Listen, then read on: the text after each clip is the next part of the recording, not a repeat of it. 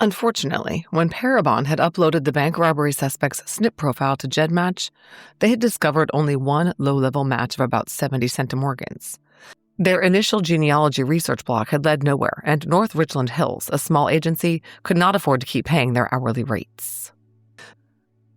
Detective Whitlock had met Dr. Colleen Fitzpatrick at a training seminar, so he reached out to her on November 18, 2019. He provided her with the raw data file and the information collected by Parabon. Identifinders got to work, but did not make much progress until December 7, 2021, when a new upload to GEDmatch proved to be the new top match to the suspect's DNA. This relative shared 149 centimorgans of DNA with the suspect on his paternal line. This was likely a second cousin once removed, or possibly a third cousin to the suspect. The genealogist noted that matches 2 and 3 shared DNA in common. She built back their trees to the third great-great-grandparent level for match 3 and to the great-great-grandparent level for match 2. There she located the most recent common ancestor, a union couple that was the intersection of the trees of matches 2 and 3, who was on the suspect's maternal side. These were Peter Gates, born 1808, and his wife Elizabeth Frank, born 1821. Their daughter Elizabeth had 2 sons, John and George. George's grandchild was match number 2. John's grandchild was the likely suspect's mother. She had married into a family with the surname Long.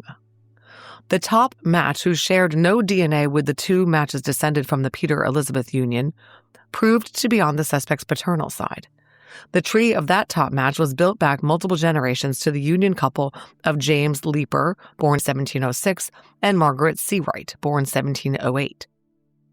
Match number 1 was 8 generations removed from this couple, and that's where the genealogist found her aha moment. A granddaughter of James and Margaret Leeper had married a man with the last name Long. The Long name tied together the 2 genetic networks. The suspect was likely the descendant of the Leeper union through their intermarriage with the Longs. Their 5th great-grandchild was likely the suspect's father. Sure enough, descendancy analysis from the 2 MRCA couples culminated in the marriage of Aubrey Long, born 1932, and Jeannie Deering. They had 3 sons, all of whom bore a genetic relationship to matches 1, 2, and 3, consistent with being the suspect. But just one of them had visible pockmarks on his face, according to photos he posted on social media. He was a lifelong resident of Oklahoma City, and he was a stocky white male, age 60, the right age to be the suspect in the bank robbery and shooting 19 years earlier.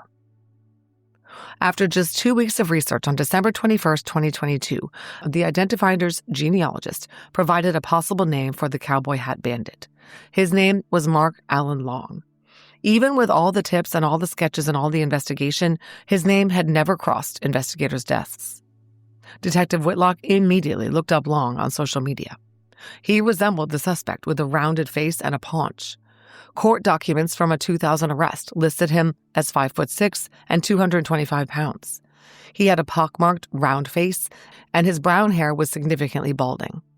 On his Facebook page, he had a photo of a revolver and several posts indicating his proficiency with ham radio communications, which meshed with the investigators' knowledge that the suspect was listening to the police scanner using an earpiece. And Long had multiple posts about the 3 Jeeps and 2 Land Rovers that he owned.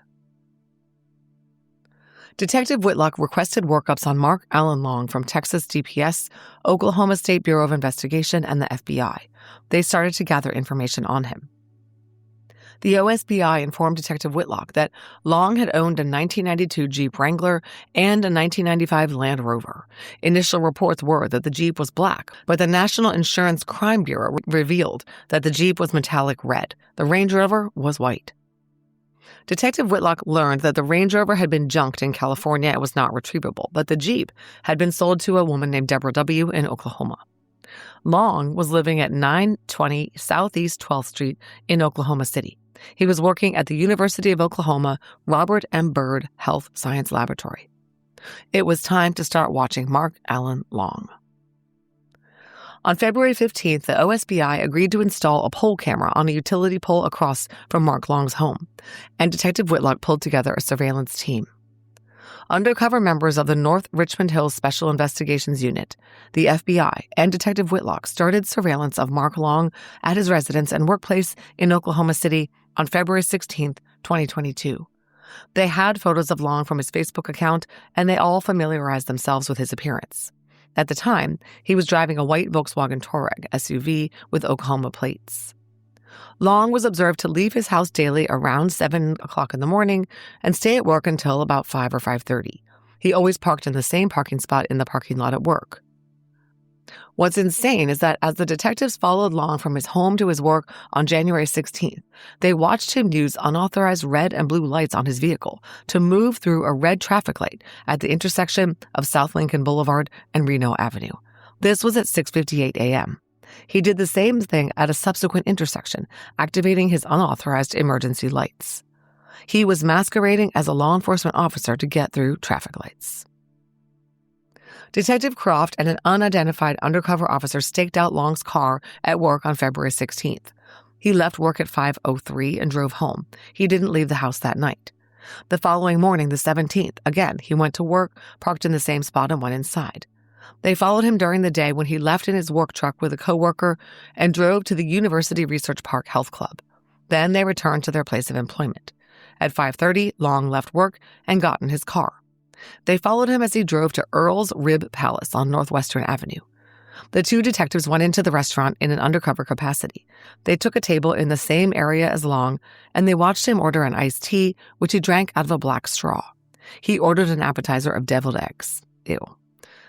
Long was soon joined by a man identified as a friend named Thomas B., and two juvenile females whom the detectives heard call Long Uncle Mark, although they were Thomas B.'s children and not actually Long's nieces. They all ordered and ate and drank. The investigators watched Long use a fork and a spoon. He did not share his utensils, drink, or food with anybody else at his table.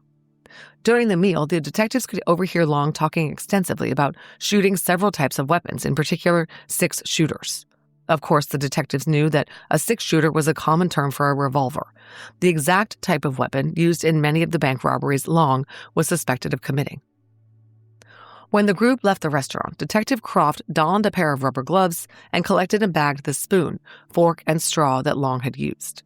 They met with Detective Whitlock and handed the items over.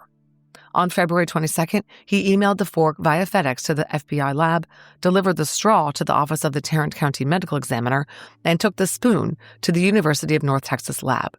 3 different labs for 3 different items of evidence. On March 24th, Detective Whitlock was notified by the Tarrant County Medical Examiner that the straw that had been collected from Mark Long, analyzed by senior forensic biologist H. Kramer, was found to be a match to the suspect profile from the Orkin shirt collected from the road after the Arlington robbery. Detective Whitlock asked the OSBI to start writing up search warrants for Long's vehicle, residence, and the Jeep he had formerly owned. He had sold it to a woman who lived on South Peebly Road named Deborah W. The warrants were signed by an Oklahoma judge on the morning of April 1st, 2022. No joke. On that morning, Detective Whitlock, Sergeant Snyder, Sergeant Hobson, Detective Croft, and 2 additional undercover officers drove to Oklahoma. They met up with FBI Special Agent Jamerson and approached Mark Long as he left his place of employment. Jamerson identified himself as an FBI special agent. They didn't tell Long at this time that the other officers were from North Richland Hills PD, as they didn't want to tip their hand. Detective Whitlock was also wearing an N95 mask in case Long had been following the news reports of the case in which Detective Whitlock had been interviewed or mentioned. They told Long that they were conducting an investigation and wanted to ask him a few questions. They gave him some choices of where they could talk, and he chose their Dodge Caravan parked in his work parking lot. He asked to be able to make a phone call to tell his friend, who turned out to be Thomas B., that he might not be able to make it to dinner, and they let him do that. It sounds like he knew that this might take a while. Detective Whitlock sat in the front passenger seat of the van, and Long and Special Agent Jamerson were in the middle row. When Long's phone rang, they asked him to allow them to put it in the front seat cup holder during the interview, and he agreed. They told Long that the interview was fully voluntary and he could leave at any time. The interview was audio recorded, but a camera hidden in a Yeti drinking container in the front cup holder failed to operate. Special Agent Jamerson told Long that lying to a federal agent was a federal offense, and Long acknowledged that he understood that. Detective Whitlock said to him, "When one tells a lie about his past, it forever becomes a part of their future." They started to ask Long questions about his background, his education, his work history, and so on. They asked him about an arrest in 2000 that I will get into. They asked Long about the cars that he had owned, and he listed several of them, including a red 1992 Jeep Wrangler and a white 1995 Land Rover Range Rover with a sunroof. The Jeep he said he owned had Michelin LTX tires, and these were consistent with the large tires observed by Officer Garner. They asked Mark Long about growing up in Oklahoma and whether he was a hunter. He replied that, quote, the only thing he shoots is with a camera. That was a good segue to ask him about weapons he owned, and he listed a bunch of guns, but did not include the one they specifically asked about, a revolver capable of firing .38 caliber bullets. They asked Long if he had any idea what they might want to talk to him about, and he said no, but it might have to do with some Facebook post he had made which some might find offensive, which I have no idea what it was. Quote, Long was then told by Special Agent Jamerson that it was in regards to several bank robberies. Up to this point in the interview, Mark had been relatively calm and quiet. However, the moment the bank robberies were brought up, he began to swallow more often and began exhibiting signs of dry mouth, end quote. Long denied being involved in robbing any banks. Okay then, Jamerson asked, why did we find your DNA on a shirt worn in one of the robberies? Long appeared to have an answer ready for this. He said that he often sold clothing at thrift stores, and he must have sold this shirt. Whoever bought it must have committed the bank robbery, he said. They asked him specifically if he had ever owned any clothing bearing the logo of the pest control company Orkin, and he said he had not. Jamerson then asked Long why his DNA was discovered on some other items from 2 other bank robberies that would not be sold at thrift stores. He was referring to the surgical mask and pantyhose from the 1998 bank robbery and the brown glove from the 1999 Oklahoma City robbery. Quote, Long had begun to fidget slightly with his hands, and at this point, he stated he believed he needed an attorney, end quote. Special Agent Jamerson ended the interview and executed a buccal swab for Long's DNA pursuant to the search warrants they had obtained. They all got out of the vehicle. But they weren't done talking. After they got out of the car, Detective Whitlock told Long that he was a detective out of Texas and wanted to ask him some questions. He told him he was free to leave and that this was a totally voluntary conversation. Detective Whitlock asked Long to listen to what he had to say. Quote, I attempted to explain to him how I believed he was an overall good person and that he veered off down a bad path for a small period of his life. I explained to Mark that I wasn't there to ask him if he committed these offenses because I knew that he did. I told him what I didn't know was the why, end quote. But Long didn't bite. Quite the opposite, in fact. Not only did he continue to deny any involvement in the bank robberies, he pushed back. He told Whitlock that he was intimidated by him and that his heart was pounding out of his chest. He then said he had studied science in college and was aware of the tactic that Whitlock was using. He accused Whitlock of bluffing about having recovered his DNA from any bank robberies. Quote, Mark further stated that I was trying to elicit a false confession from him, end quote. Detective Whitlock basically said in response, how would we have found you after all these years if we didn't have DNA? Long declined to speak with him any further, and at that point, Captain Green of the OSBI executed their search warrant for his vehicle. Long asked if they were also searching his house at the moment, and Whitlock replied in the affirmative. They had started the search at his home the second his phone had been placed in the front seat of the minivan. That was a planned maneuver, so Long, who had surveillance cameras set up around his property, didn't get a notification that his home was being entered while they were trying to interview him. While his vehicle was being searched, Long walked out of sight in the parking lot, but Detective Croft and another undercover officer were secretly watching him and saw him place his hands over his face in a manner indicative of overwhelming emotions, the report says. I would venture to guess that's because he knew what they would find when they searched his house. While they waited for the vehicle search to be completed, Long asked for a bottle of water, and Detective Whitlock handed him a business card identifying himself as North Richland Hills PD. This was the first indication to Long that they were investigating the attempted murder of Officer Jeff Garner. Quote, I told Mark to think about his great-grandfather, Sam Long, and Mark looked at me and nodded affirmatively, end quote. I'll get into that momentarily, don't worry. The investigators didn't find anything relating to the bank robberies in Long's Touareg, but they did find a fake Oklahoma City police officer badge in the dashboard under the front windshield. In fact, he had numerous fake badges in his vehicle, as well as blank Oklahoma Fire Marshal's fire code violation citations forms, red and blue lights that could be placed on the vehicle, and a white hard hat and yellow nylon rope. Meanwhile, stuff was going on at Long's house. The OSBI had entered it to search and had no doubt scared the crap out of Long's sister and her family. The sister's family primarily lived in China and had just returned in October to help Long organize his house, which he had purchased a few years earlier. They were planning to stay until May when they would return to China. Long's sister and her husband were interviewed, and immediately it became apparent they had no idea about Long's criminal activities. Long pulled in as the search was going on and sat in his sister's car while it was completed. He told his sister and her husband that the search must be because of something the previous owners of the home had done. The OSBI agents took Long's phone, covered by the search warrant, but that was the least exciting thing they collected. In the house, they found a Lama Comanche 3 .357 revolver.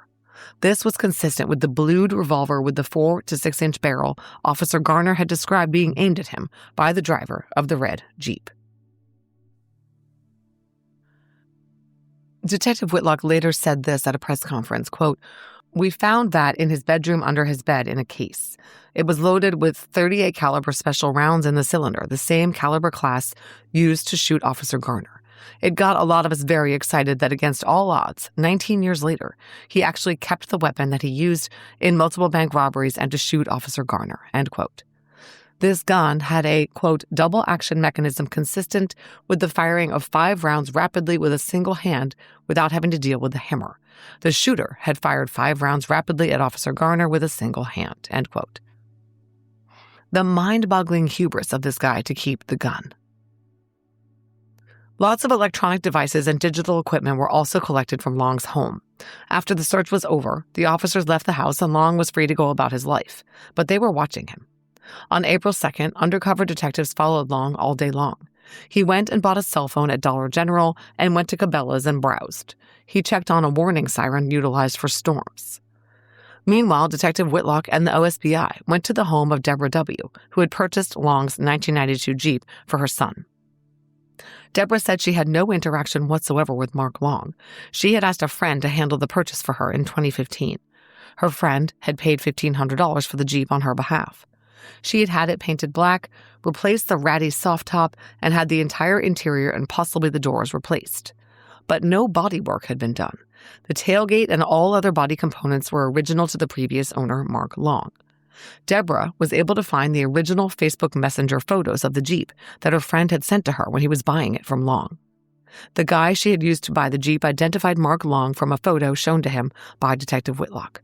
And the VIN number to the vehicle was verified to match the VIN associated with the Jeep that Mark Long had owned. The police seized the Jeep and conducted a search, and they located a bullet hole in the tailgate. It had been repaired by body filler, but was evident when the tailgate was dismantled by a police mechanic. Officer Garner had never known for sure that he hit the Jeep as he fired at it from a seated position in the field, but he was a good shot, and one of his bullets found their mark. Get it? On April 4th, Detective Whitlock took the Lama revolver to the Tarrant County Medical Examiner's office for ballistics comparison against the 2 .38 caliber bullets recovered from the North Richland Hills shooting in 2003. He also requested the ATF conduct a firearms history on the revolver.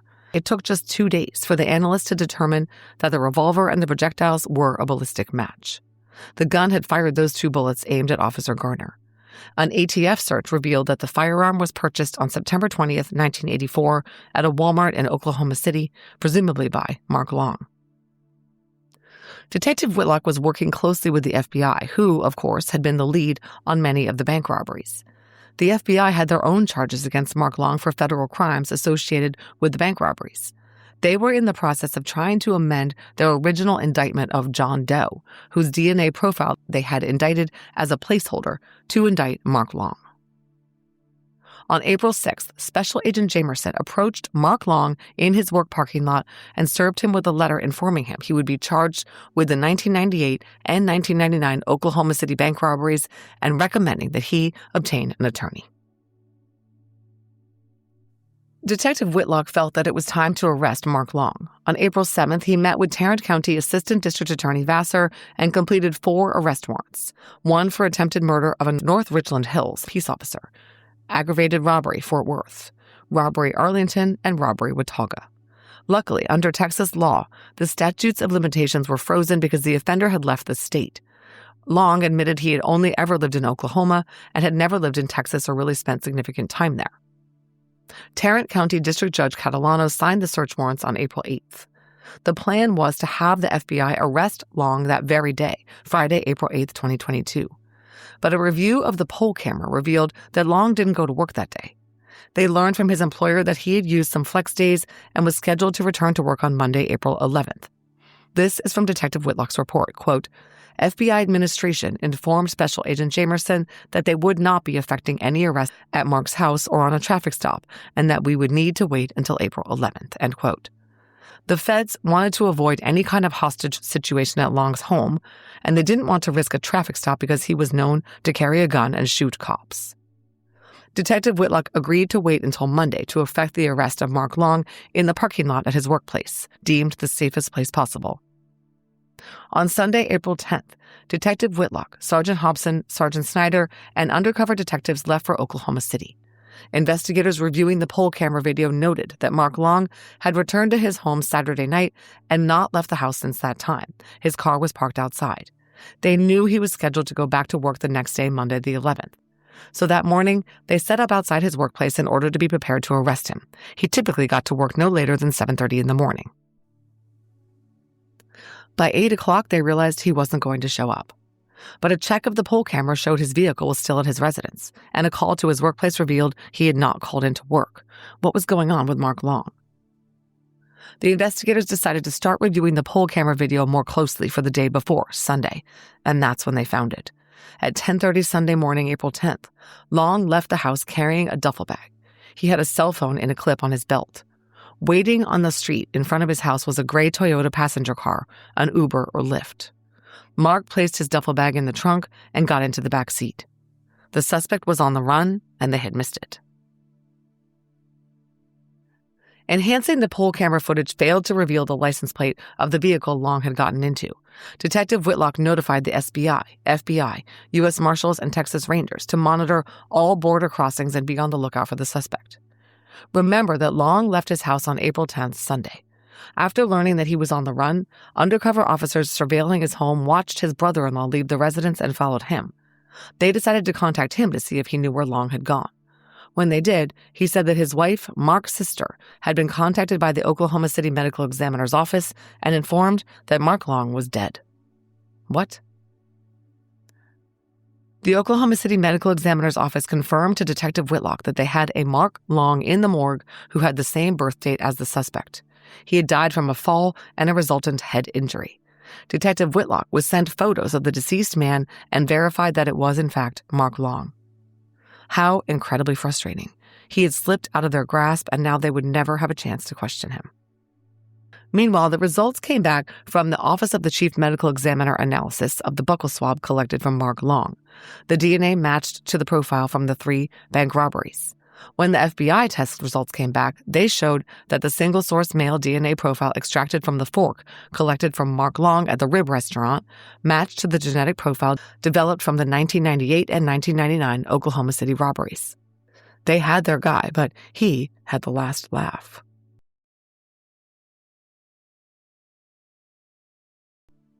So who was Mark Long? Mark Allen Long was born on April 9, 1962, in Oklahoma City, Oklahoma, to father Aubrey Francis Long and mother Jenny Deering. He was the third of 4 children and the second of 3 boys born to the couple. Here is his obituary, minus his living siblings' names. Mark Long of Oklahoma City died Sunday, April 10. There will be a memorial service at First Baptist Church of Nicoma Park, Oklahoma, at 2:30 Saturday, April 30th. Mark was born to Aubrey and Jeannie Long of Oklahoma City in 1962. He's survived by his brothers as well as his sister. He is also survived by 6 nieces and nephews and 4 great-nieces and nephews, all who loved their Uncle Mark. Mark was preceded in death by his parents. Mark graduated from OSU with an associate's degree and from OU with a bachelor's degree in media technology. He worked previously for local TV stations and was employed the last few years for the OU Health Science Center. Mark faithfully served multiple faith-based organizations in various capacities well over 30 years. Mark also served several civic organizations throughout those same years. From what I could find, Mark Long appeared to live in Oklahoma his entire life. He graduated from Choctaw High School in 1981. In 2003, he graduated from the University of Oklahoma with a degree in film and video. He transferred credits that he had earned in 1988 to 1990 from OSU, including a number of credits for law enforcement classes. When detectives learned his name for the first time, he was working at the University of Oklahoma Health Science Center as a media specialist. Long was in his 30s when his father was killed by a drunk driver in 1997. From what the genealogist and detectives could find, he never married or had children. He would have been about 41 years old at the time of the Watauga robbery. And my jaw literally dropped open when I read this part. Long had a great-grandfather named Sam C. Long, who was a Love County sheriff in Oklahoma and who was killed in a shootout with bank robbers in 1928. Did the murder of his grandfather inspire Mark Long to become a bank robber? That is pretty effed up. Two men had conducted an armed robbery of the Love County National Bank, making away with $9,434.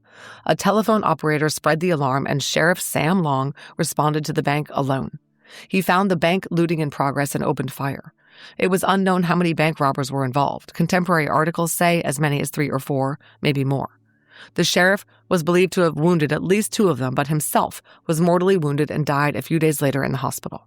He left behind 9 children and a wife whom, before his death, he nominated to take over as sheriff. 100 years later, an FBI workup of Mark Allen Long revealed that his ancestors owned 320 acres of land in Oklahoma in a family trust. At least one parcel had been sold in 1998. Detective Whitlock's report notes, quote, "This was of note considering that the suspect in the 1999 Oklahoma City robbery and the 1999 Wichita robbery had referenced having to pay off farm debt," end quote. It was unknown whether there was any validity to farm debt statements. I wondered, why explain what he wanted the money for? Detective Whitlock had a computerized criminal history run for Mark Allen Long, which showed to be negative. But this turned out to be somewhat deceptive. Detective Whitlock learned on December 16, 2021 from Special Agent Jamerson that Long did actually have a criminal history. He had been arrested in 2000 for an odd crime. In January of 1998, he erroneously received a check from a bank made out to someone else but mistakenly placed in his post office box. He forged the endorsement and presented it to a different bank. He received $32,149 for the fraudulently negotiated check. He spent $26,130 of those funds, obtaining cash advances on credit cards, paying off other credit cards, and making purchases at retail stores. He ended up pleading guilty to the federal misdemeanor offense of bank robbery and in February 2001 was sentenced to 2 years of probation. In connection with this arrest, he was interviewed by a special agent of the FBI and admitted he had committed the offense because he was depressed and had large credit card debt. He had been unemployed from May of 1998 until the summer of 1999. He told the FBI agent that he always wanted to be a detective but didn't want to start as a street cop. He ended up paying restitution to the bank victim in January of 2000. Quote, "In a subsequent check by his parole officer, it was noted that Mark had expensive computer equipment, which was odd considering his level of income did not appear to be proportionate to being able to purchase those items," end quote. How had Long managed to pay back that stolen money when he had been unemployed for 18 months and admittedly had spent most of the funds he fraudulently obtained? The investigators believe the restitution was paid with the proceeds from some of Long's bank robberies. Long also had an account with Riverwind Casino that had last been used in June of 2017, but there was no evidence he was a gambling addict. It's unclear what he was spending all his ill-gotten gains on. No one was able to figure out why, but Long's 2000 arrest and conviction for the 1998 check larceny case were never placed on his criminal history, nor was his DNA collected, and his prints had never been entered into APHIS. Geez, did this guy just get freaking lucky? Yes, he did. Because had this information been entered into the proper databases and therefore readily available to law enforcement, it would have identified Mark Long as the bank robber in the Oklahoma City cases that had DNA, which would have prevented the later robberies and the shooting of Officer Garner. It turned out Long had also gotten lucky in another way. Detective Whitlock worked with the OSBI to compile a list of all owners of both 1985 to 1987 Jeep Wranglers and 1996 to 2001 Range Rovers. Long had not appeared on this list. That's because it turned out his Range Rover was a 1995. Further, bait bills given to Long in the 1998 Oklahoma City robbery, the 1999 Oklahoma City robbery, and the Fort Worth robbery were never found. I wasn't sure how bait bills worked, so I asked Detective Whitlock to explain it. He said serial numbers are recorded on select bills prior to circulation, and when provided to a suspect during a robbery, they can be linked to the bank robbery if found in the suspect's possession. However, these bills do not trigger alarms when just out in circulation. They have to be found on the guy, and they weren't, of course. As seems to be a common theme in many cases of this type, the investigators learned from Thomas B., Long's close friend, that Long had wanted to be a police officer. Remember the fake police badges found in his car. Investigators concluded he used the red and blue lights in connection with his volunteer role as an emergency responder, but he was clearly fascinated with law enforcement. He had applied to be a security guard in Oklahoma on February 12, 1985 for American Security Corporation. As part of his application, he submitted a fingerprint card. Detective Whitlock obtained it and had his fingerprint team compare the prints to the single Tulsa bank robbery print taken from the teller station counter. It was not a match. That print could have been left by any bank patron. Next, the detective orchestrated a comparison of Long's prints to the ones collected after the Wichita robbery. The suspect had appeared to wear gloves, but you might recall that 4 APHIS-quality latent prints had been collected that never matched to anyone. The prints themselves had been destroyed, but CBI finally located some Polaroids of the prints in an archive location. They were compared, but also did not match to Long. On February 28, 2022, Detective Whitlock had the 3 $1 bills dropped by the bank robber in the Watauga robbery sent to Suzanne Ryan of Pure Gold Forensics for AbJack DNA extraction. The Fort Worth Police Crime Lab had had no luck trying to get latent prints off the bills. The AbJack was able to pull one CODIS-eligible profile from one of the bills, but it was not consistent with the offender profile from the robberies. This was not a surprise, since the bills had been in circulation, and who knows how many people touched them. Okay, so circling back to our dramatic ending, Mark Long was found dead after a fall. What happened? On April 10th, a homeless man was walking around a radio tower site in Oklahoma City and found a body at the bottom of the tower. He went to a nearby 7-Eleven and told an employee what he'd found. Authorities responded and removed the body and declared the death the result of a fall. But when Detective Whitlock reviewed photos of the death site and put a little context into the deceased, he immediately questioned the circumstances related to the death. Long was all harnessed up and equipped with rope as if he were climbing the tower in a recreational manner. But the polypropylene rope he used was not the type of rope that even a novice climber would use to support one's body weight from any kind of significant height. In fact, it looked like the flimsy rope that was found in Long's vehicle on the day the search warrant was executed. The harness affixed to his body appeared to be very new, as if it had been purchased very recently, and the carabiner attached to his equipment was not something which would be rated to climb any structure safely. In fact, the carabiner gate was missing, indicating it had failed because it was not a climbing-grade carabiner. The Office of the Medical Examiner Investigator also had questions surrounding the nature and manner of death. Detective Whitlock wrote, quote, "I believed at this point that it was possible Mark fabricated the circumstances of his death to make it appear as if it was an accident when it was actually a suicide," end quote. Detective Whitlock arranged for a drone operator from the Oklahoma State Police to send a drone up the radio tower. The medical examiner had estimated, based on the damage to Long's body, that he fell about 100 feet. The drone images detected no evidence whatsoever of a broken rope, a carabiner clip, or anything else that could explain his fall. Interviews with Mark's sister and brother-in-law did not reveal much new information. They didn't know where Mark was going on Sunday when he left the house, and didn't even know that he had left. On Saturday, April 9th, they said they all went out for Mark's birthday, enjoying dinner and a movie, and nothing appeared out of the ordinary with him. However, his sister said that in the days following the initial police questioning, Mark was concerned about the impact the police investigation would have on her and his family. He made a comment along the lines of he was living his worst nightmare. She described Mark, her brother, as generally a melancholy person. Neither she nor her husband had any apparent knowledge of his criminal activity, including his 2000 arrest by the FBI for the 1998 forgery. Nor were they able to shed any light or provide any solid reason why Mark Long might have resorted to bank robbery. After his death, in Long's bedroom, his family had found several items that supported a theory of suicide.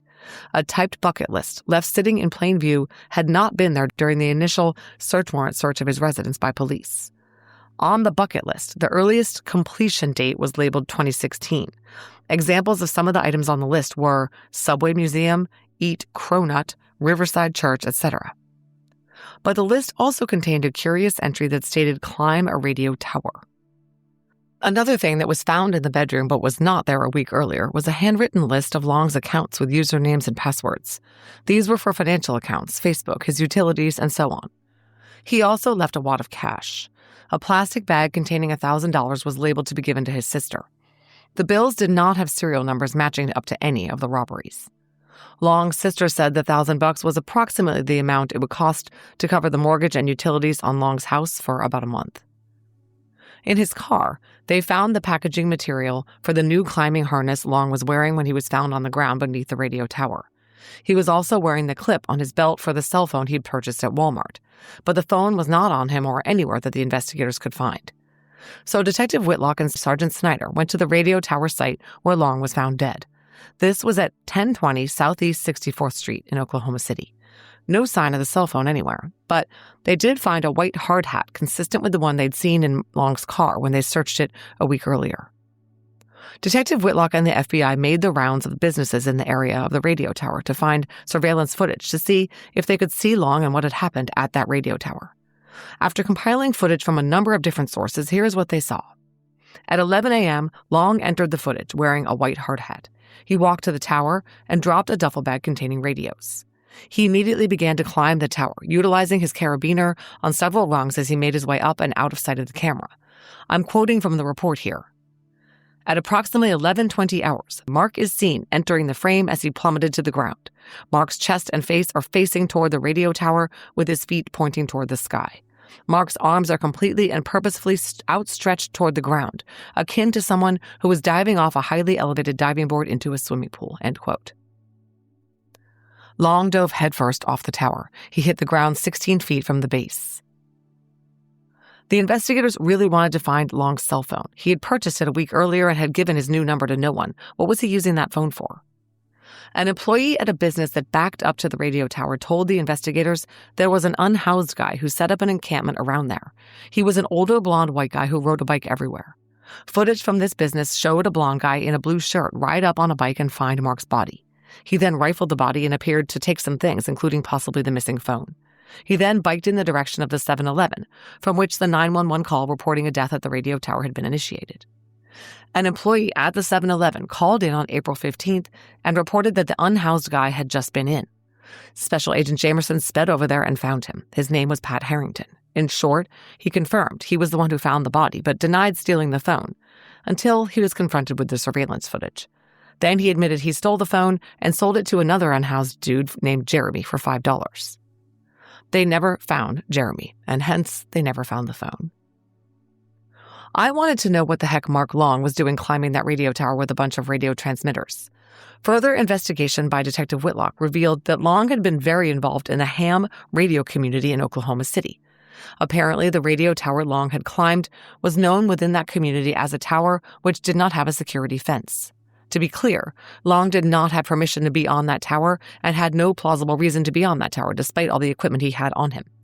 The owner of the cell tower, the company TerraPact, confirmed that any work out on the tower would have had to have gone through them, and any certified tower climber would have had to be bonded and insured. Long was neither of these. Detective Whitlock did learn that climbing towers and trying to transmit amateur radio waves far distances was sort of a challenge within the ham radio community. And back in the early 1980s, Long had climbed a small 30-foot-high radio tower used by the OU Amateur Radio Club. This tower was much bigger, servicing the Oklahoma Department of Emergency Management, T-Mobile, U.S. Cellular, and several other smaller entities. Had Mark Long not been about to be arrested for bank robbery, his death climbing a radio tower with a bunch of ham radio equipment would almost certainly have been chalked up to an accident.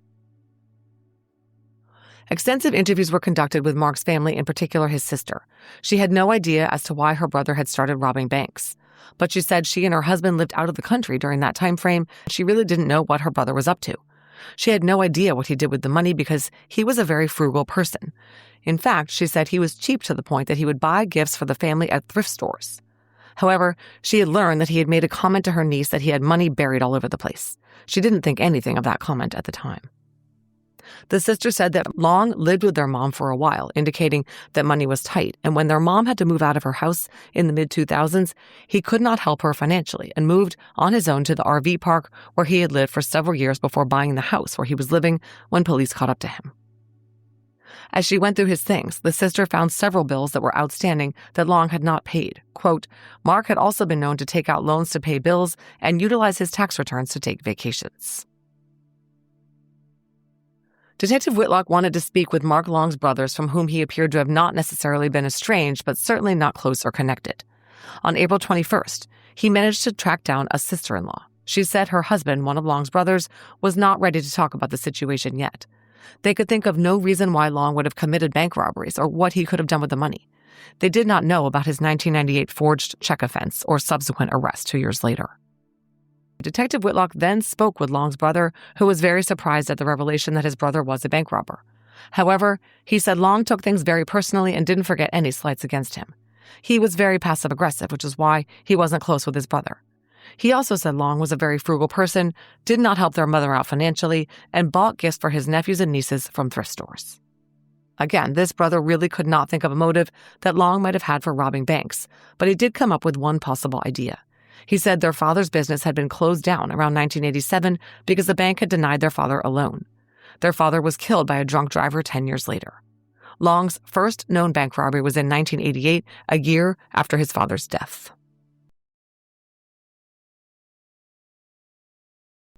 Detective Whitlock spoke extensively with Mark Long's best friend, Thomas B. He said the two had been best friends since 1990 when they met at Camp Hudgens in McAlester, Oklahoma. A quote from the report, Thomas was flabbergasted that Mark had committed these offenses and was still having a difficult time wrapping his head around the situation, end quote. In fact, Thomas was one of the chaplains for the Oklahoma City PD and a strong supporter of the police, so he found it particularly difficult to understand how his friend was a bank robber. Thomas confirmed that Long had driven a red Jeep with a black soft top. He also owned a white Range Rover. He said that Long called him after the police interviewed him and said that the police went through his house and took a few electronic items, but he didn't give Thomas any details. Thomas found this to be odd but didn't really question it. Long gave no indication whatsoever that he was contemplating suicide. They spoke on Long's birthday, the 9th, and Long said he was getting dinner and a movie with his sister's family. Then on the 10th, Thomas tried to call Mark Long and texted him several times and asked if he wanted to go out to eat. Long never responded. Then Thomas got the phone call saying that Long was dead. Thomas said that even looking back on his decades of friendship with Long, with the hindsight of what his friend was actually up to, there were still no red flags or warning signs or even hints that Long was a serial armed bank robber. One coworker and friend of Long's named Chris B., who worked closely with him for 8 years at the Oklahoma University Health Science Center, said that Long was a reliable employee, a little long-winded, and did have a temper. He would reach a boiling point and slam doors or throw something down on his desk. He sometimes talked about going nuclear. But he would always calm down, and none of this occurred often enough to be a problem. Chris said he heard about Long's car being searched by federal agents and asked Long whether his car had been broken into. Long said no, and he didn't know why it was being searched, but that they didn't find anything. Detective Whitlock obtained Long's work computer pursuant to a search warrant. He found that Long had left a document on his work computer titled Last Wishes. He had created it on April 5th, after his initial interview with the FBI and Detective Whitlock in the minivan. In the document, Long detailed his funeral arrangements, specifying that he wanted organ music playing, wanted to be cremated, and did not want a tombstone. But there was something else a forensic search of his work computer revealed. There was a file that had originally been typed as a Word document, but then not saved as such because Long had apparently later decided to stage his death as an accident rather than a suicide. The file image read, quote, "It is with great sorrow that I take drastic actions to end my suffering. I did my best to put the past behind me, but it looked like the past was faster than the present," spelled wrong. "I hope my past 20 years was productive for God and man. I regret any sorrow I have brought the family. We shall all be together again one day, as that is the plan under Redeemer Christ. All these sins line up in a row, and each one has no more bearing over another one in our past. Please be assured, I did not have this plan for my life. I have many regrets. Mark." This file was created on Mark's last day at work, April 7th at 6:47 a.m. One more artifact was on the work computer. Long had apparently conducted a search from home using his work user profile. The search was for Mark Long and North Richland Hills and was on a website set up to allow public searches of Texas criminal records. And a deleted photo was not viewable, but the file showed that it had been titled Garner.png, as in Officer Jeff Garner. That photo was downloaded on March 10, 2022, a full 3 weeks before Mark Long had any idea the police were onto him. Something told him they were coming for him. Maybe he was listening to DNA ID on his ham radio. There was one more piece of slam dunk evidence connecting Long to the attempted murder of Officer Garner. The revolver found in his house was subjected to ballistics testing and matched to the projectiles located at the scene of Officer Garner's shooting.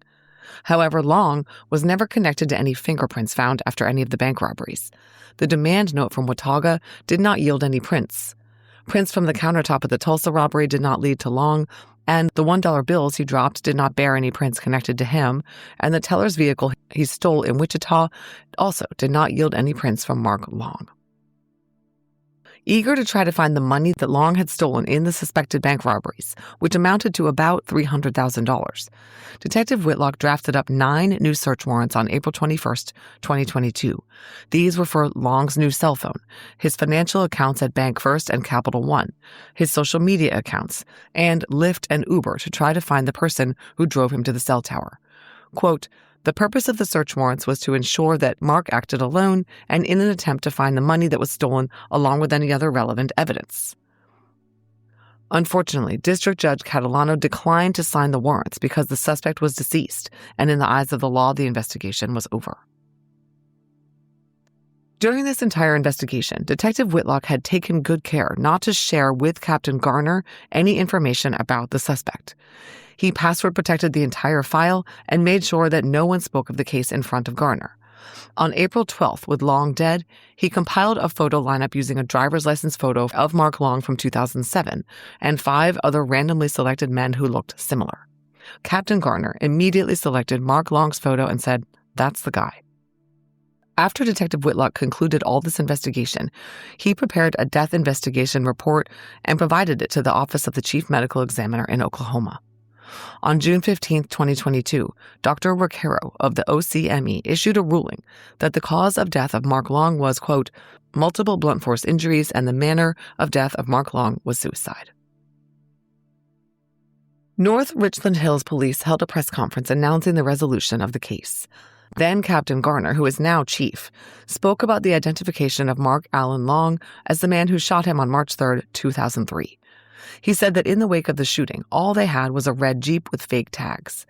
In 2007, he was a new sergeant trying to put the shooting behind him, but a new young officer would not let it go and kept bringing it up. This was Detective Eric Whitlock.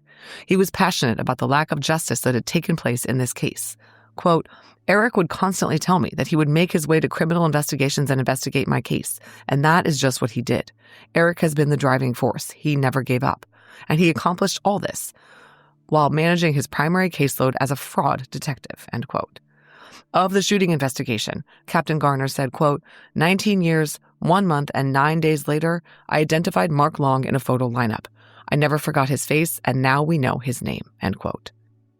Garner said that he at times doubted whether after so many years his memory would be reliable, but when the moment came, the memories flooded back. Quote, there were a lot of goosebumps, and quite honestly, it was one of the many emotional times that I've experienced in this case. I held on to hope, but you can't hold on too tightly for that. I've received all I ever wanted. I never really thought today would be possible. That's just a gift that Whitlock gave me. While one of Mark's bullets hit me, the other 4 missed, and I've done my best to honor my survival day, Garner continued. I have come to understand that I have been carrying the weight of this for 19 years, and I'm eternally grateful for the opportunity to finally set it aside. While I'm grateful, I recognize the Long family is grieving. The Mark who shot me is not the Mark who they knew. In many ways, these recent events have made them victims of Mark's actions the same way it did the employees of 7 different banks. I am truly sorry for their loss, the loss of a brother, and I pray they find their own path to healing. I'm ready to begin mine.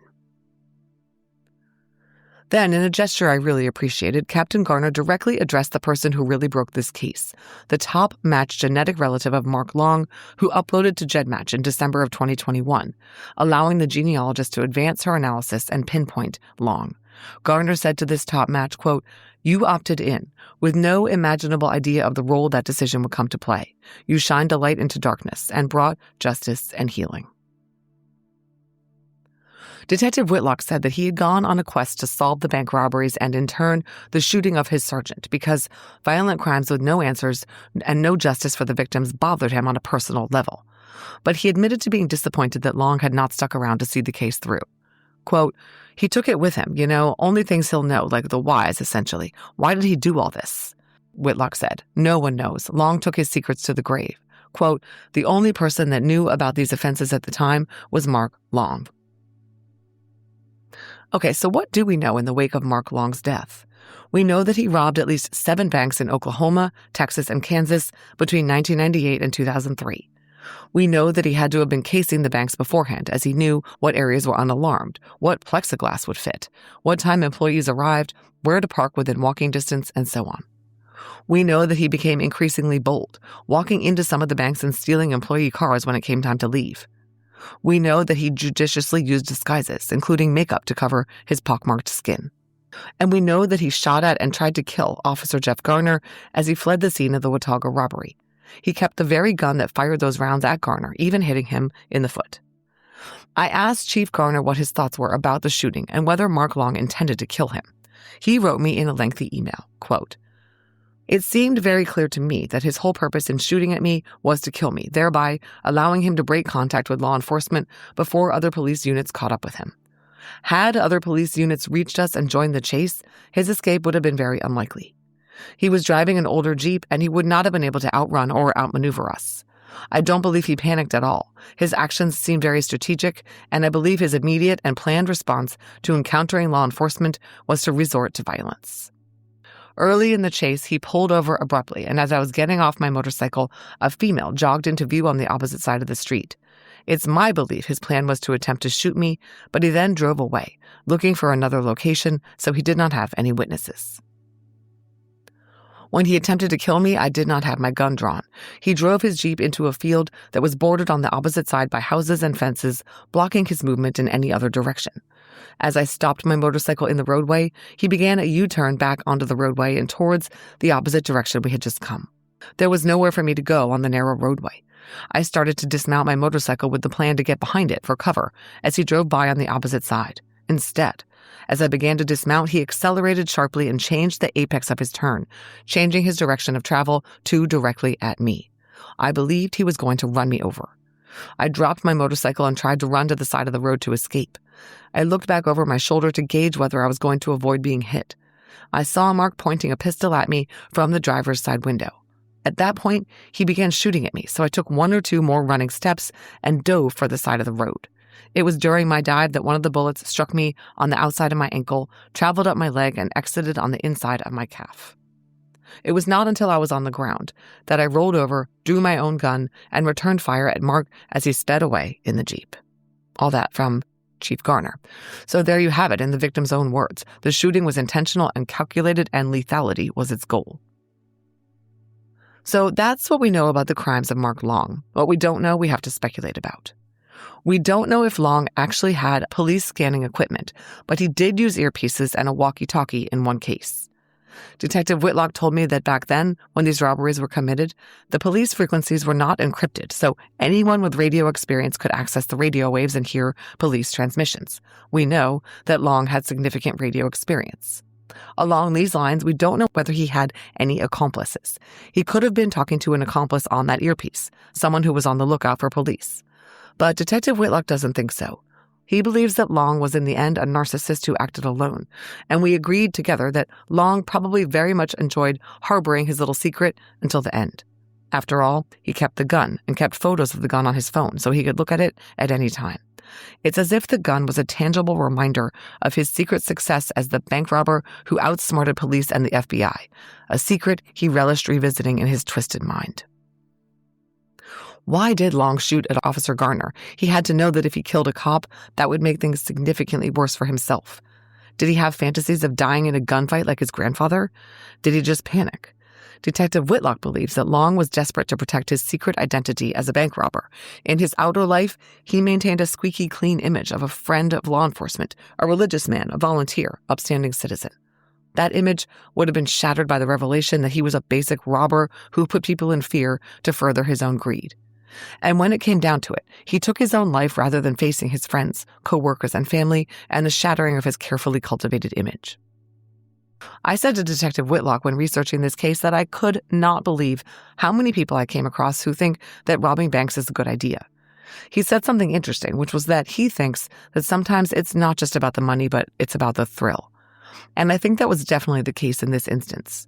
We have no idea what Mark Long spent all the money he scored from robbing financial institutions on. He certainly did not live a fancy lifestyle. Yet his crimes were meticulously planned and carried out, and required a great deal of preparation and thought. That speaks to someone who acted not out of desperation or stress, but internal motivators that we will never understand. Thank you, an infinite amount, to North Richland Hills Detective Eric Whitlock for his extreme patience with me as I tried to figure out this very complex case. His work exposing Mark Long and avenging Chief Garner's shooting was exemplary. And if you are one of the bad guys, they are coming for you. This will be the last episode of DNA ID before our summer hiatus. The show will be back in late August. In the meantime, we'll be airing some repeat episodes for you to enjoy. Everyone have a great summer.